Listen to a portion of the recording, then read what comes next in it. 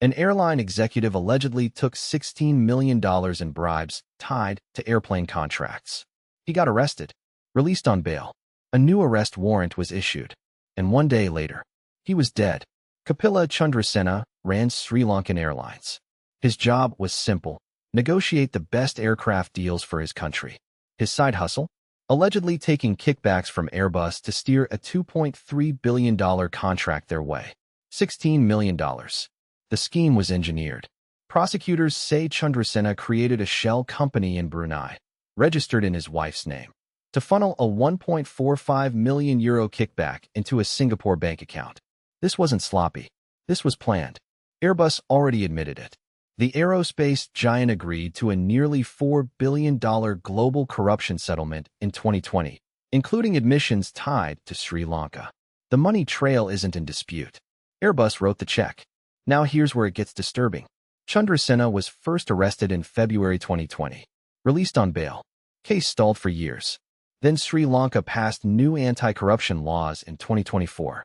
The commission revived the case. He was rearrested in March 2026, granted bail on May 5, 2026. 2 days later, May 7, prosecutors discovered his bail sureties were allegedly fake.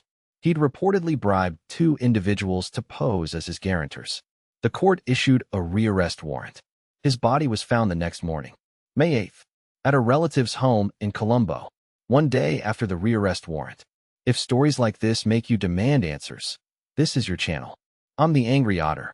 Before he died, Chandrasena reportedly told investigators that part of the bribe money was paid to the country's then president, Mahinda Rajapaksa, and the then aviation minister. Rajapaksa served as president from 2005 to 2015. His family has been the subject of multiple high-profile corruption allegations, which they deny. The U.S. government personally sanctioned Chandrasena in December 2024 for accepting bribes from Airbus, a man who could expose the full network. Gone before he could talk. Here's why this matters beyond Sri Lanka. Airbus is one of the 2 biggest aerospace companies on Earth.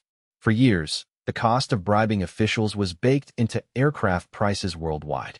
Airlines in your country may have bought planes at inflated prices. That cost gets passed down to your ticket. You helped fund elite corruption every time you boarded a plane. If you believe accountability shouldn't have an expiration date, hit subscribe. We shine a light on the dark files every week. And here is where the blood pressure climbs. His one job was to negotiate the best possible deal for its country. Instead, he allegedly built an international bribery pipeline using shell companies and offshore banking. $16 million. For what? More money? You already ran a national airline. And then, even after arrest, prosecutors say fake bail sureties show up. Even under investigation, allegedly the corruption never stopped. The man could not stop himself. Then he turns up dead, 1 day after a rearrest warrant. A man who could name names, who implicated a former president, gone before trial. An Airbus? $4 billion settlement. Nobody meaningful goes to prison. The company writes a check and goes back to selling planes. The only person who faced real consequences is dead. The politicians he named deny everything. The machine keeps moving. Funny how the paperwork always survives, but the witnesses don't.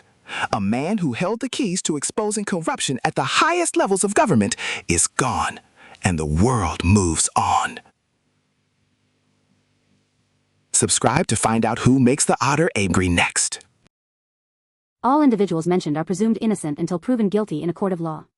The circumstances surrounding Kapila Chandrasena's death remain under investigation. The Angry Otter is not a licensed aviation executive, anti-corruption prosecutor, offshore banking specialist, or shell company compliance officer in Brunei. Side effects may include outrage, confusion, and permanently side-eyeing billion-dollar aircraft contracts.